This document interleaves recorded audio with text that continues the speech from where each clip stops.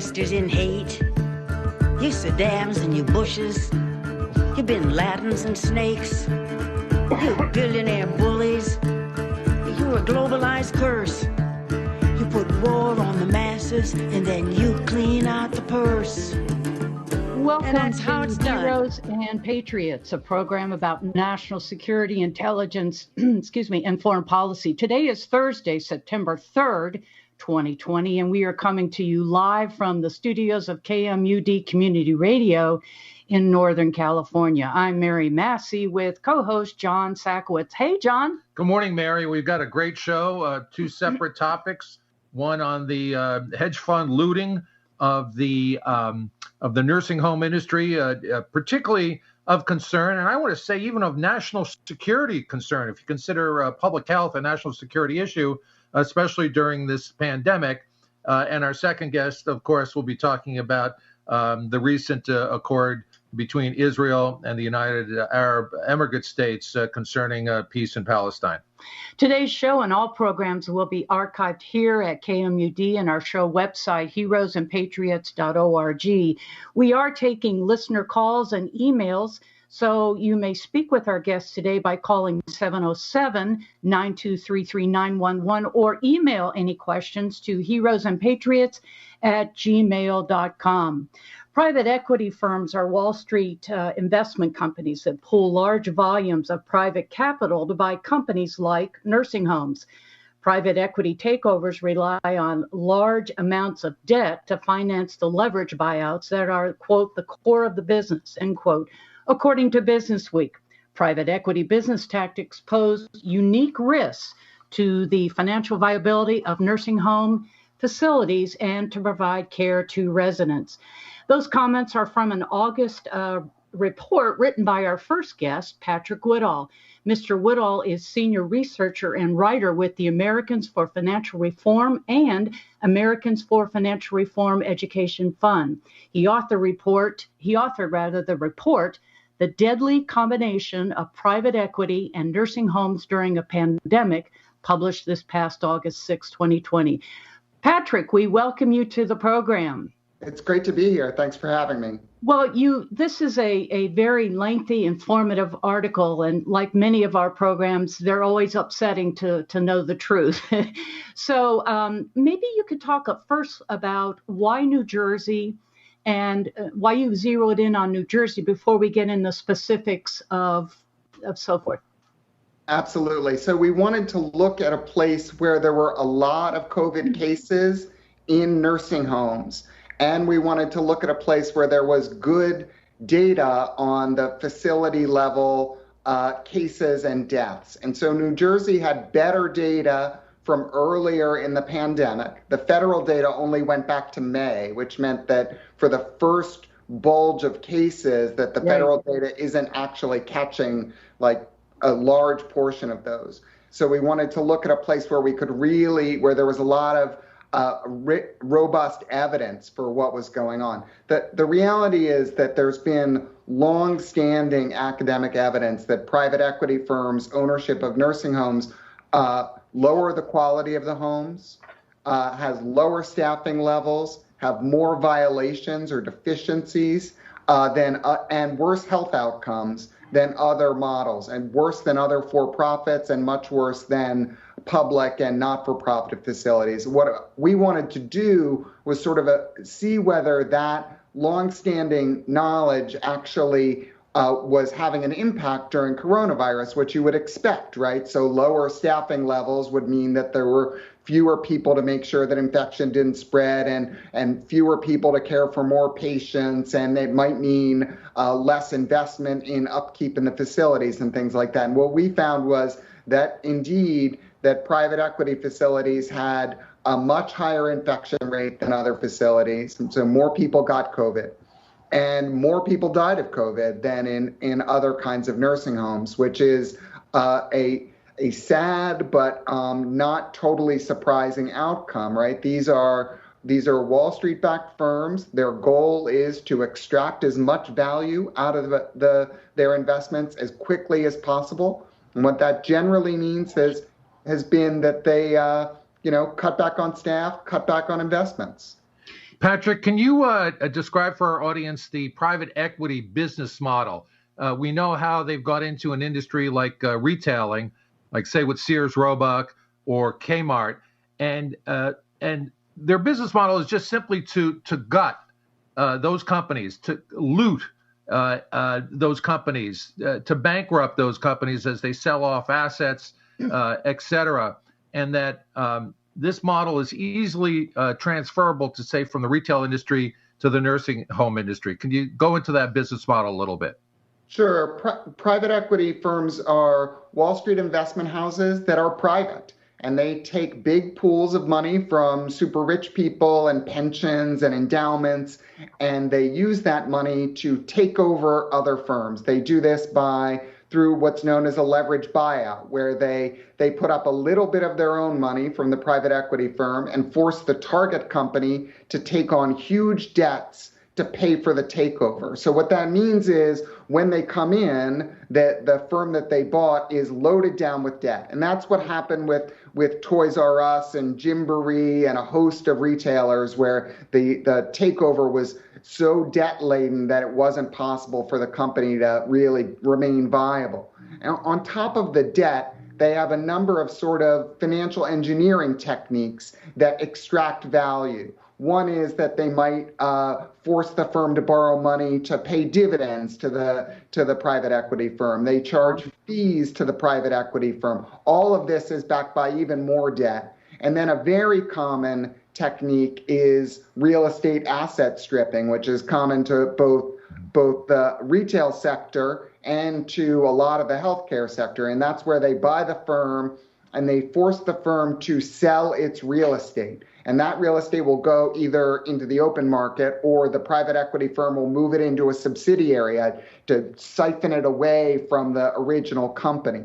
And what this does is it forces the company to pay rent to land that it used to own. So so essentially it puts a brand new cost on the business cost on top of the debt service.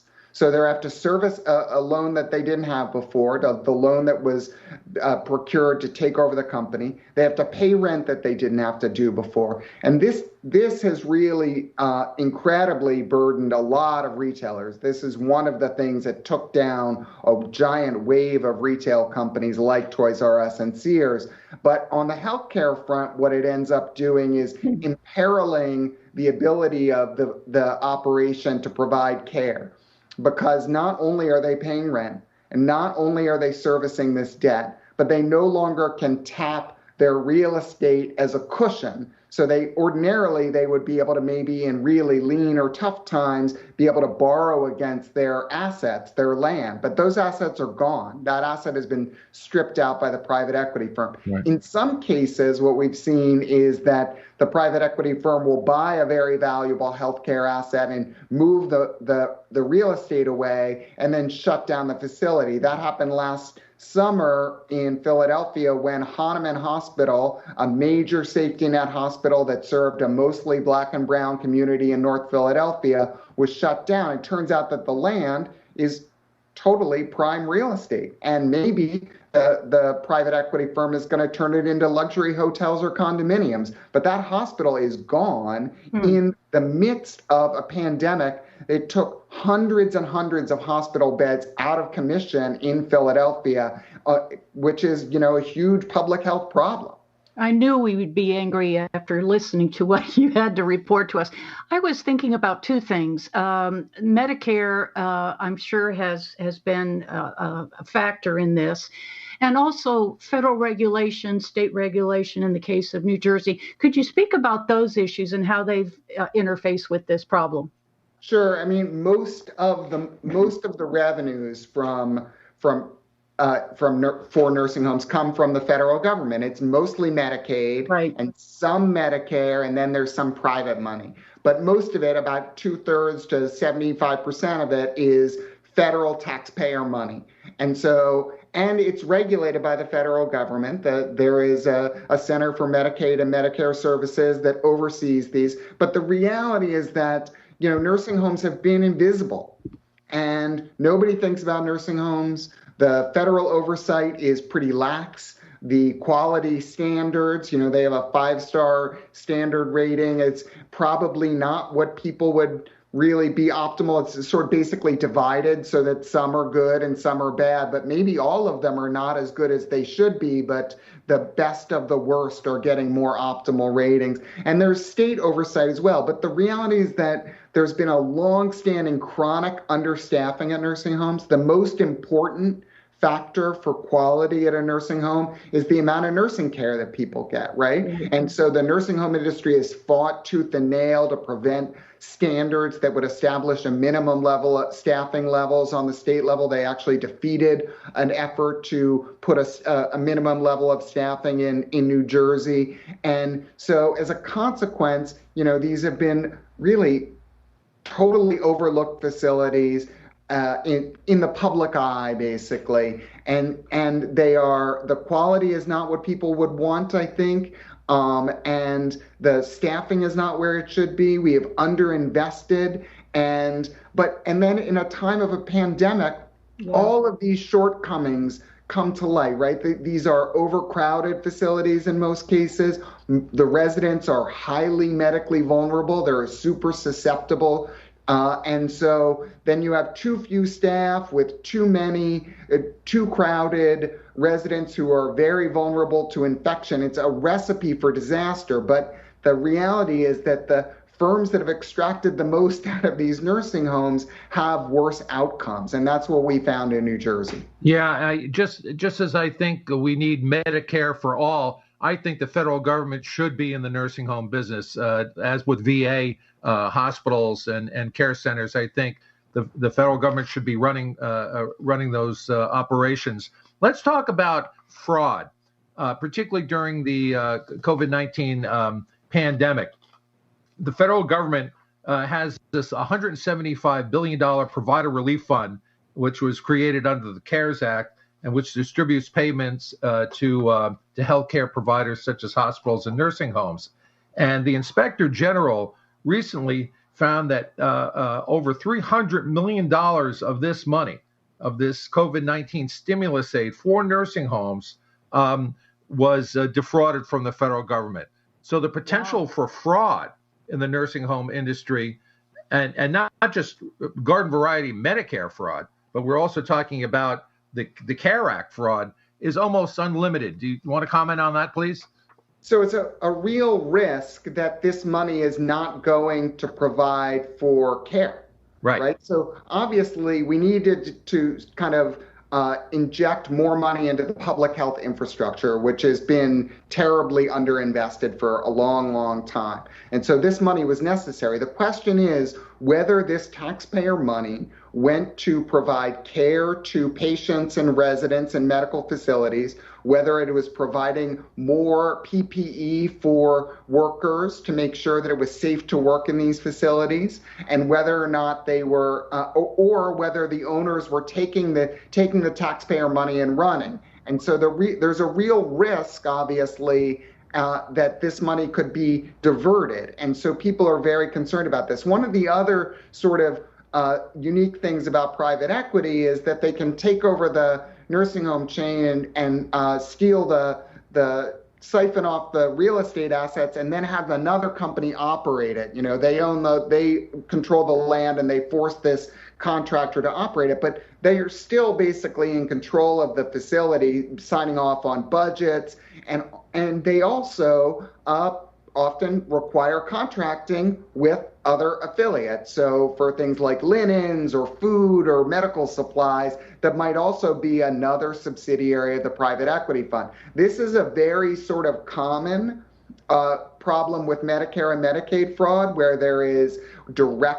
where funding is directed to an affiliate. And so this is the kind of thing that the IG report was looking at. This is a widespread problem in Medicare generally, and of a special concern now, because every penny that is siphoned away from providing care to profits is care that could be protecting people.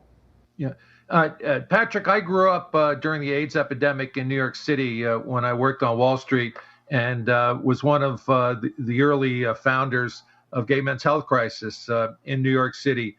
And we found that the nursing home industry had largely fallen short of caring for many, many people with AIDS, particularly in the terminal stages of the disease. And it was then that I came to believe that the federal government really should take over the nursing home industry. Now, with the COVID-19 pandemic, and with the probability that we're going to have waves of pandemics that follow, what do you think the long-term solution is for reforming the nursing home industry?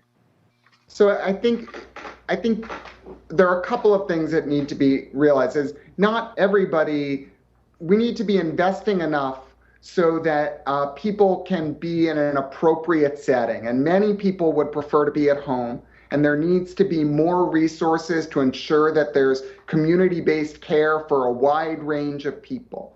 And we don't want nursing homes to be a dumping ground or a sort of internment of very poor, very sick, very vulnerable people. And we want to make sure that the care that's provided is high quality care that gives people dignity and safety. And we need to make sure that people can live the lives that they want to live, also with dignity and safety. So there needs to be a real rethink on this across the board. There's been really not enough attention paid to these facilities who provide care for a huge number of vulnerable people. But and so I'm of the opinion, that private equity's got to get out of healthcare altogether. It's just too predacious, it is too extractive, and the private equity industry more broadly needs to have its wings clipped and needs to have a much more robust regulatory infrastructure to make sure that these kinds of extractive things aren't destroying the real economy to benefit Wall Street.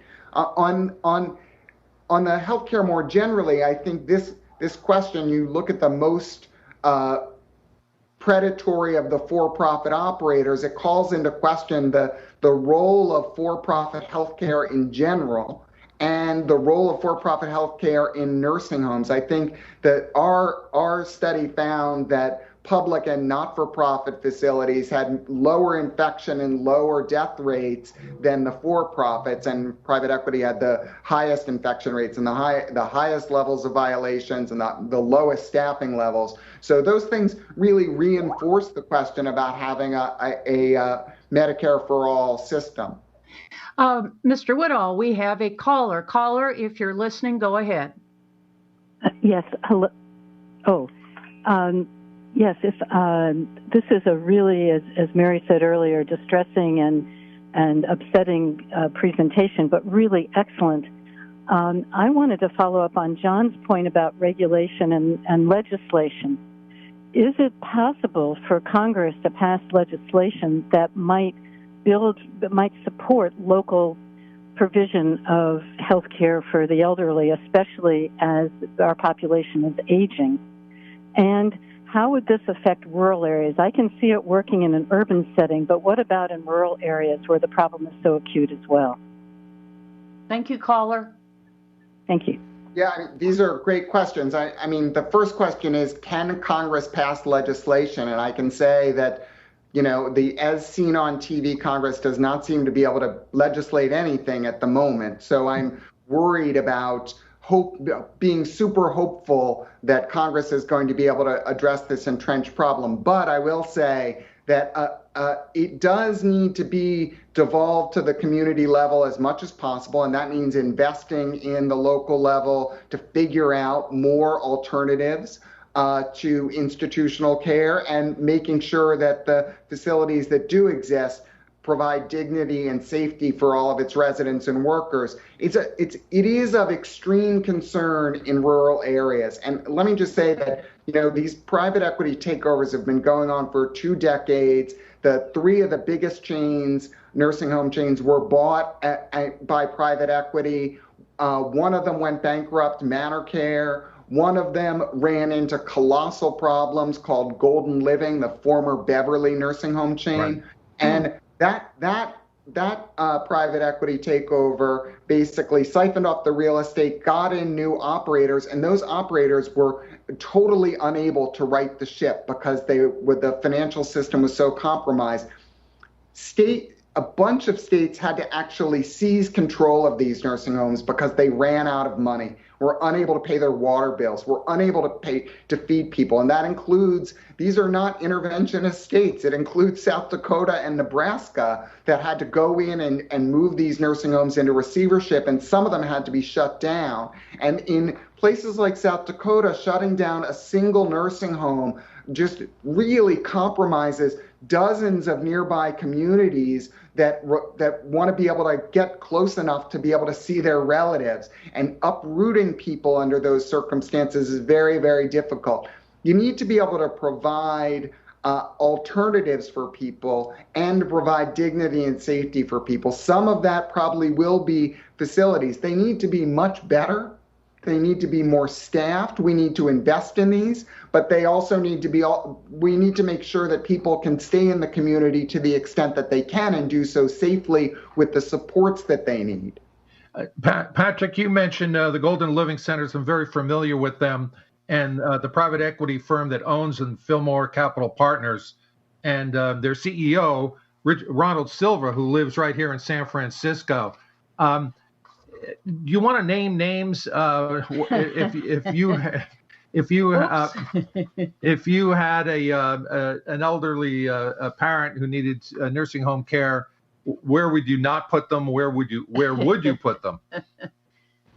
Well, I've been through this, and I will tell you that the system is so opaque that it's very, very difficult to determine who owns what and who's behind whom. It took us a very long time to identify the private equity backers of these nursing homes in New Jersey. Many of the private equity facilities now are like running 20 or 50 homes, not hundreds and hundreds of homes, as was the case a couple of years ago. This is a very, very difficult experience for people. I felt like I was ready to be helpful for this process, and I really was not. And so if someone like me has difficulty navigating this process, it is in determining what kind of where and what facility and how to assess quality. If it's difficult for me, it's going to be really difficult for lots of people. I've been thinking about healthcare for decades, and this is a very difficult decision made much more complicated by how opaque it is. We called for a much clearer delineation of ownership. You should be able to tell who owns and who controls that facility that you're sending your loved one to, so that you can make some sort of assessment about whether it is safe or not. Patrick, we're running out of time. We had you on the show because we think that public health, particularly during a pandemic, is a national security issue, and skilled nursing care is part of that picture. Where can our listeners find out more about your good work and other resources that they could tap? Absolutely. Our website is ourfinancialsecurity.org, ourfinancialsecurity.org, and there's lots of information about private equity and healthcare and other predacious issues surrounding private equity. Thank you so much. This again is upsetting to hear. I'm just real briefly, can you say what the reaction has been from the nursing community or other medical industries with this report? Yeah, professional associations, not the industry people, but the associations, the healthcare professionals. So there's been some observations in the trade press that have been said that this calls into question what the role of private equity in nursing homes. So I felt like we got a great editorial in one of the trade rags on that, and I think it shows that this is a real problem and a real risk, and it's going to be an ongoing problem as COVID continues. Yeah, you would be an excellent guest on CNBC. If we can do anything to get you on that platform, let us know. It's been great being here. Thank you very much. Thank you. We've been speaking with Patrick Woodall. Mr. Woodall is senior researcher and writer with the Americans for Financial Reform and Americans for Financial Reform Education Fund. And we've been talking about his very informative yet disturbing report, The Deadly Combination of Private Equity and Nursing Homes During a Pandemic, published this past beginning of August. We're going to take a brief pause and get our next guest on the program. Thank you again, Mr. Woodall. Good job. Thanks. That's the war racket. You twisters of language. You creeps of disguise. Yeah, disinformation. It's like worms in your eyes. You privileged bankers. You gambler thieves. You profit on war. You think there's just less money in peace. So that's how it's done. Time after time. Country after country. And crime after crime. You pretend it's religion. Like there's no one to blame.